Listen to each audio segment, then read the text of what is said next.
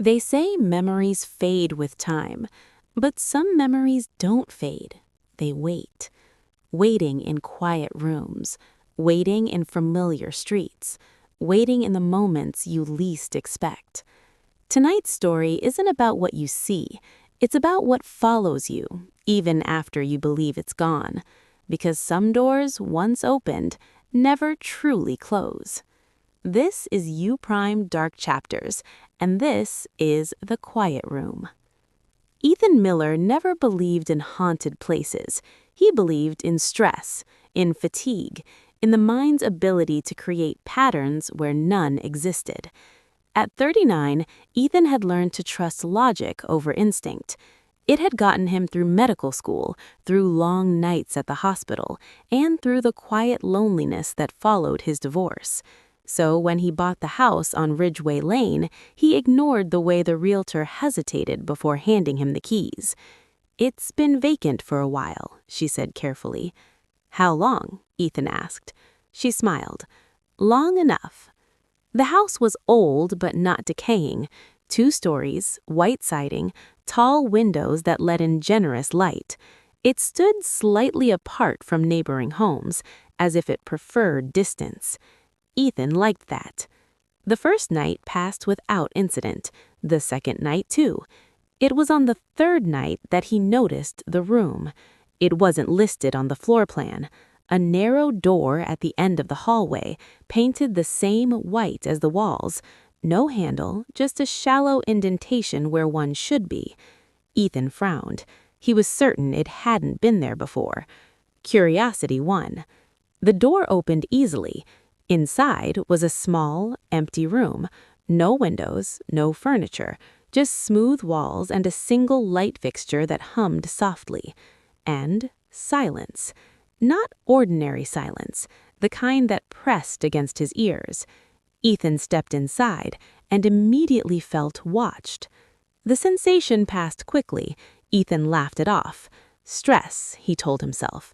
But that night, sleep refused to come. At exactly 2:17 a.m., he awoke to a sound. Breathing. Slow. Steady. Close. Ethan sat upright, heart racing. Nothing. The room was empty. Still, the silence felt crowded. The next morning, he called his sister, Laura. "You sound tired," she said. "New house," Ethan replied. "Probably just adjusting." He didn't mention the room. He didn't mention that when he walked past it, he felt a pull, like gravity shifted just slightly in its direction. That evening, he stood outside the door again. "You're being ridiculous," he muttered. When he opened it, the room looked unchanged, but this time the light was already on. Ethan was certain he hadn't turned it on before, and then he heard it. A whisper, so soft he almost missed it. "Stay." Ethan stopped sleeping. Every night the whispers returned, never loud, never clear, just enough to make his thoughts feel crowded. At work, he struggled to focus. He misread charts, forgot conversations. His colleague, Dr. Harris, noticed. "You okay?" she asked. "You seem distracted." "I'm fine," Ethan said automatically. He wasn't. The house felt different now. He noticed subtle changes, objects slightly moved, doors not quite where he remembered leaving them, but always the room remained the same. One evening, unable to resist, Ethan brought a chair inside and sat. The silence wrapped around him. Minutes passed, then hours. Time felt distorted. When he finally checked his watch, it was nearly dawn. He didn't remember leaving the room. Days later, Ethan discovered something new, a word, carved faintly on the wall, barely visible unless the light hit it just right. A name. Daniel. Ethan's chest tightened. That was his father's name. His father, who had passed away years ago after a long illness. Ethan staggered back. This wasn't coincidence. That night, the whispers grew clearer. "You left," a voice said. Ethan shook his head. "This isn't real." The room felt colder. "You always leave."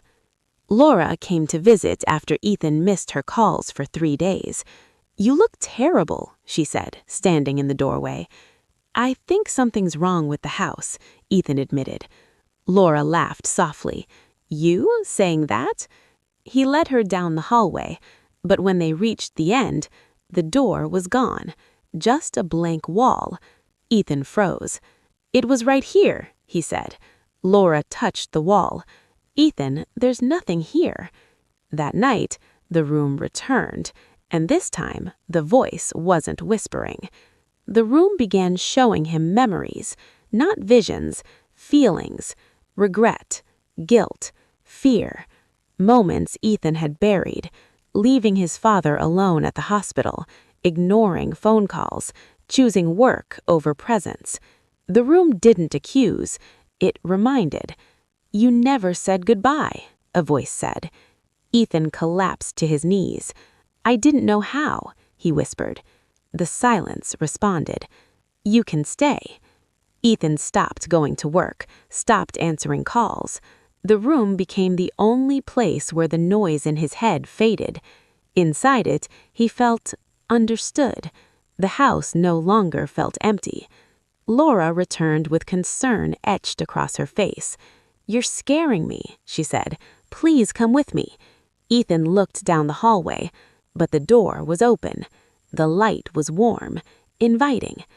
"I just need a moment," he said. Laura waited and waited. Ethan never came back. The house on Ridgeway Lane went back on the market months later.